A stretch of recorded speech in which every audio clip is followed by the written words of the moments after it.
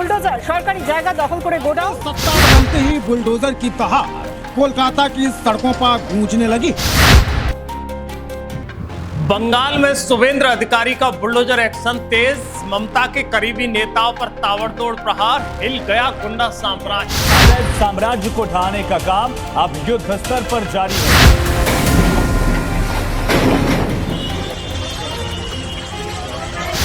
जिस माफिया के नाम से थर्राता था इलाका, आज वही सड़क पर अंडरवियर में दौड़ता हुआ नजर आया। एक के बाद एक अवैध इमारतें जमींदोज, बंगाल में शुरू हुआ गुंडा राज खात्मे करने का सबसे बड़ा अभियान।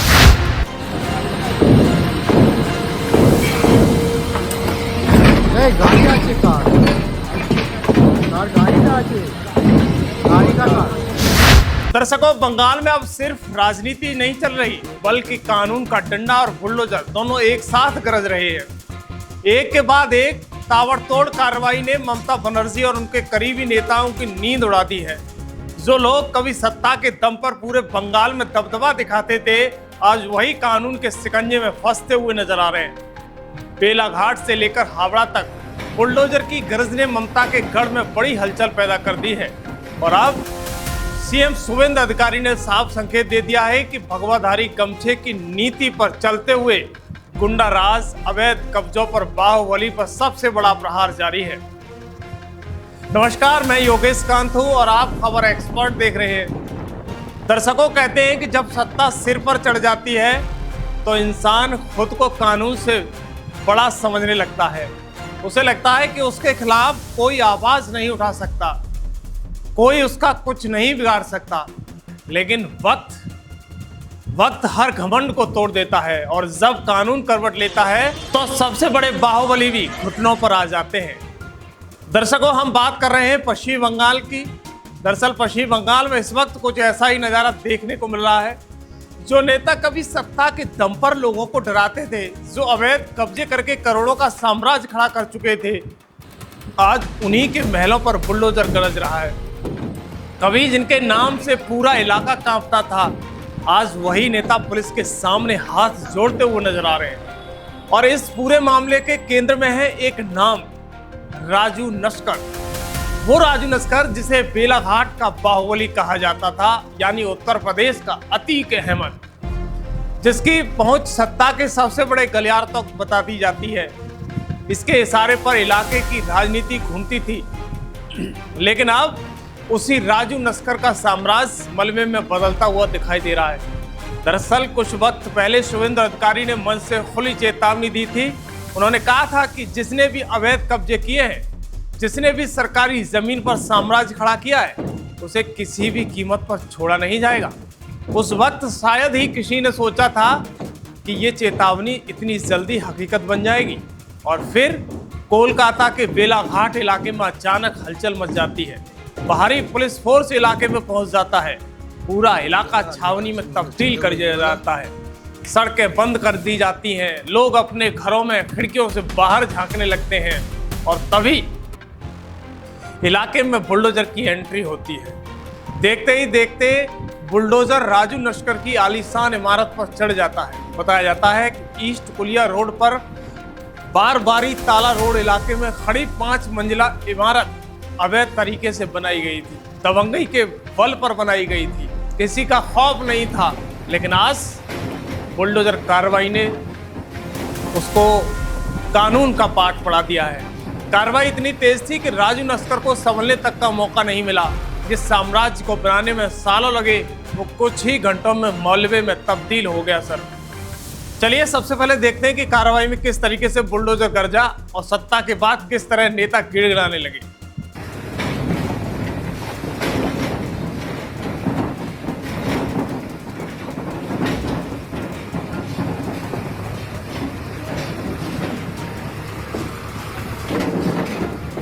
दर्शकों, जिस वक्त बुलडोजर चल रहा था, इलाके में लोगों की भारी भीड़ जमा हो गई।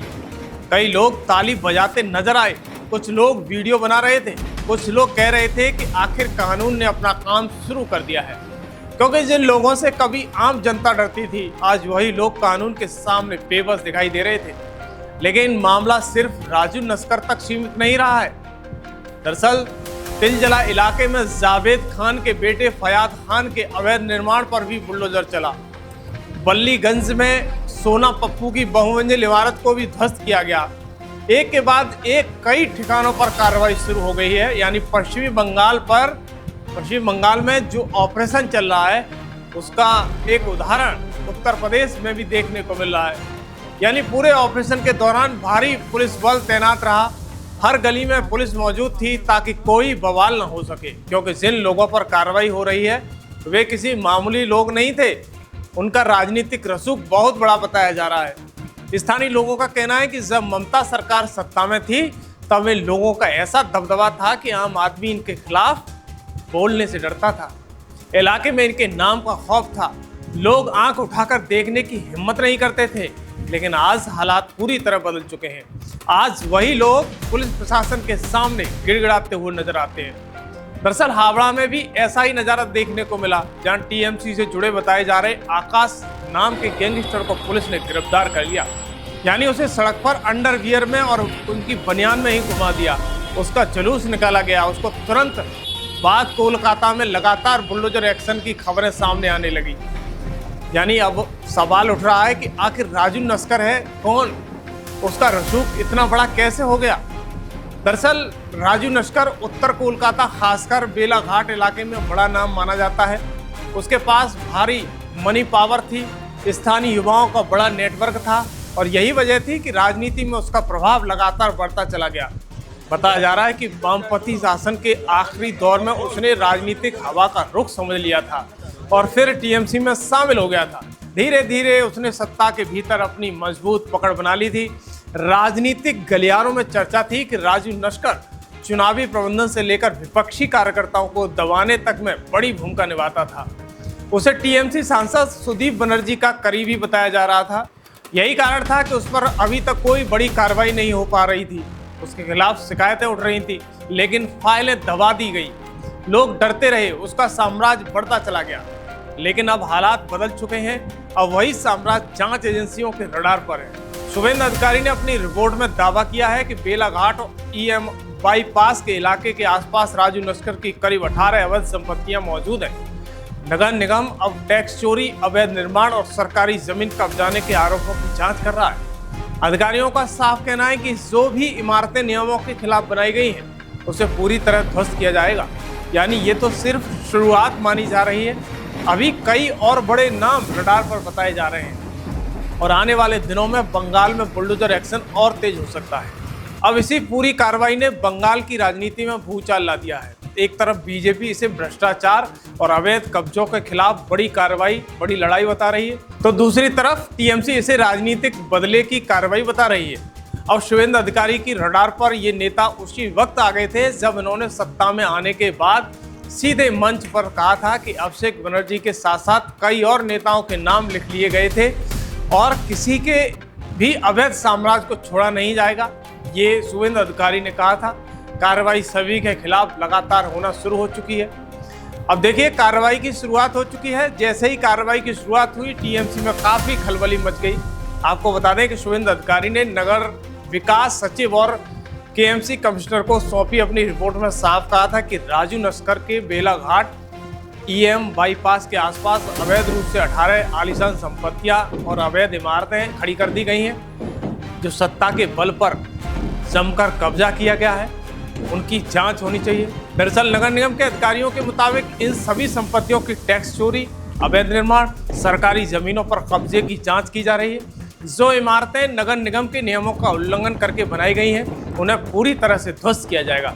यानी कि अभी तो एक संपत्ति राजू नस्कर की रडार पर आई है। अभी 17 और संपत्तियां हैं जिनकी जांच पड़ताल की जा रही है और केएमसी की तरफ से ये नोटिस जारी हो चुका है कि अब आने वाले वक्त में देखना होगा कि कोलकाता में कितना बड़ा बुलडोजर एक्शन हो सकता है। दर्शकों, जो कार्रवाई के आड़े आएगा, जो कार्रवाई रोकने का अड़ंगा डालेगा, उसे घसीट कर ले जाया जाएगा, उनका हिसाब किताब किया जाएगा। इससे पहले आपने देखा कि तिलजला इलाके में किस तरीके से मुसलमानों की भीड़ ने बुलडोजर रोकने की कोशिश की, कार्रवाई के आगे पैर अटकाने की कोशिश की, उनका हिसाब किताब कैसे किया गया। लेकिन सबसे बड़ा सवाल यही है कि क्या सच में कानून अब बिना डर के काम करेगा बंगाल में? क्या बंगाल में बाहुबल और सत्ता का गठजोड़ टूट रहा है, या फिर ये सिर्फ राजनीतिक ताकत दिखाने की लड़ाई जारी है? फिलहाल इतना तय है कि बंगाल की राजनीति में अब बहुत कुछ बदलता हुआ दिखाई दे रहा है। जिन नेताओं को कभी खुद पर सबसे ज्यादा भरोसा था, आज वही अपने साम्राज्य को टूटता हुआ देख रहे हैं। अब इस पूरे मामले पर आपकी क्या राय है? क्या अवैध कब्जों पर ऐसी सख्त कार्रवाई होनी चाहिए, या फिर इसे राजनीति से प्रेरित कदम माना जाना चाहिए? अपनी राय कमेंट बॉक्स में जरूर बताएं। धन्यवाद।